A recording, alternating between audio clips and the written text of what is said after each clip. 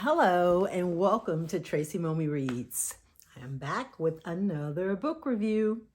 To kind of piggyback off of last week's video, I paid homage to Terry McMillan, and I mentioned how she kind of ushered in the era of like the best friend trope, like the four best friends where they all have these distinct personalities, like the nurturer, the wild one, the responsible one, the business one, like how all of the friends in the group have a specific purpose and a specific personality. I think that Terry McMillan, with her story Waiting to Exhale, that was one of the first stories with Black women that we saw. And I would venture to say that there were a lot of books and shows and things that came after that kind of focused on such a friendship group, Black and white. So anyway, in the same vein, let me take a step back.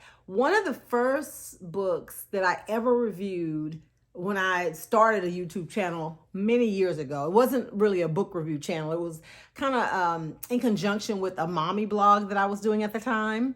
And one of the books that I reviewed, one of the first books, was 32 Candles by Ernessa T. And if you scroll back to some of my videos, you'll see that. Well, that was the first book I'd ever read by Ernessa T. And I was doing a book challenge recently. And I don't know if I forgot that she had done another book or what, but when I saw someone had posted one of her books, I was like, oh, I'm going to have to check that out. So I went in, sure enough, it was available on Kindle Unlimited. And it has the trope that's where I'm going with this. See, I'm not just rambling. I've been known to ramble, but this ramble makes sense. First book review I ever did, last book review I did. And you get Ernessa T. Carter's book, The Awesome Girl's Guide to Dating Extraordinary Men. And it is based on the story of four friends who all have distinct personalities. And initially, because you know what, after a while, it gets kind of hard to make that trope not so predictable. You know what I mean? I mean, you kind of see the writing on the wall when the characters are first introduced. You're like, oh, this is going to be the one that has this issue. Oh, she's going to be the one that rescues everybody. Oh, you kind of feel like you have it all figured out. Well, in The Awesome Girl's Guide to Dating Extraordinary Men, it started off that way. And I was like so sure that I knew the role that every character was going to play. And they just all kind of defied the expectation I had of them. And in a good way. The thing that I appreciate is that all of these characters, even though they started off maybe with a specific position that they were playing in this friendship, they all kind of grew out of that and into their own characters with traits that kind of crossed the boundaries. Maybe you had the person who was always the supportive, nurturing friend become the take no shit, aggressive friend, as she learned to speak up for herself. Maybe the one who was irresponsible and always needing somebody to bail her out finally realized that she needed to take care of herself and depend on herself. So that kind of thing was happening in the book. There was also like a big surprise that I did not see coming in the book, and I will not give it away because the book I think this book came out, it may be over 10 years old. So a lot of you may have already read it. So I would be curious to know your thoughts when it was revealed about Risa's, partner. So I thought that was really interesting. The thing that is pretty, I don't know if you want to say predictable or the same as every other trope that has the four best friends. They're all like single and they're all like looking for love. So that was kind of the crux of what was going on within the story. But like I said, I think lessons were learned as far as what true love meant and who true love was supposed to be. And that often it's just a matter of loving yourself, which is the best lesson of all. So yeah, The Awesome Girl's Guide to Dating Extraordinary Men.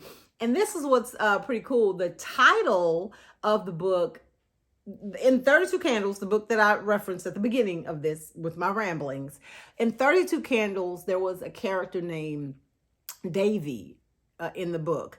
And fast forward in this book, Davy, she is now a life coach type person, a professional personal coach, guru, and she has written this book. And the name of her book is The Awesome Girl's Guide to Dating Extraordinary Men.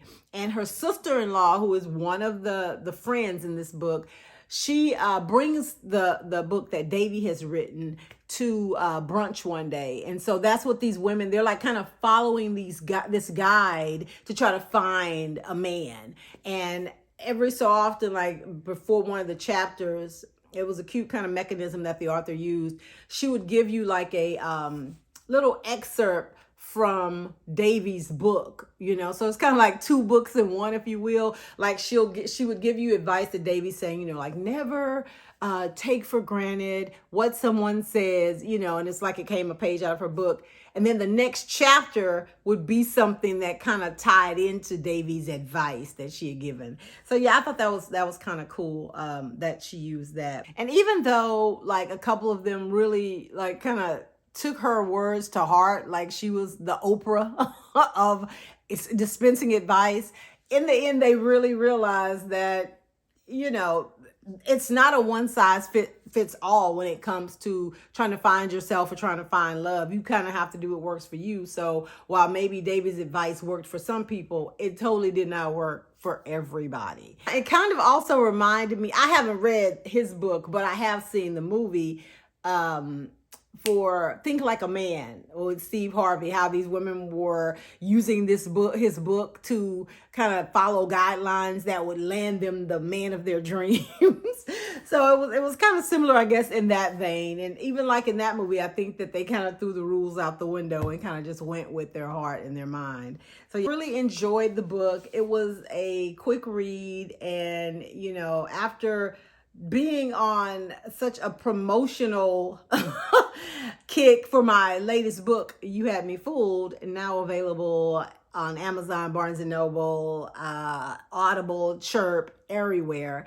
I just was so consumed with getting my latest release out that, to be honest, I hadn't had a lot of time to really read. So this was a good way to kind of jump back into reading something kind of light, something kind of quick, something kind of fun, with a little bit of substance as well. Looking for something, you know, where you can support a Black author this month, because we are still in Black History Month. Ernessa T. Carter's book may be something that you would enjoy. So thanks a lot, guys, for watching. And if you have read The Awesome Girl's Guide to Dating Extraordinary Men, that is such a mouthful. Let me know in the comments what you thought about it. And I really want to know what y'all thought about that twist with Risa when that was revealed, what your thoughts were on that. And make sure you like this video. And if you're not subscribing to my channel, you're doing yourself such a disservice. Make sure you subscribe. And then you know what? You should share. You should tell a friend to subscribe. Then y'all could be talking about what I was talking about together. Thanks, guys. Have a great weekend. Bye.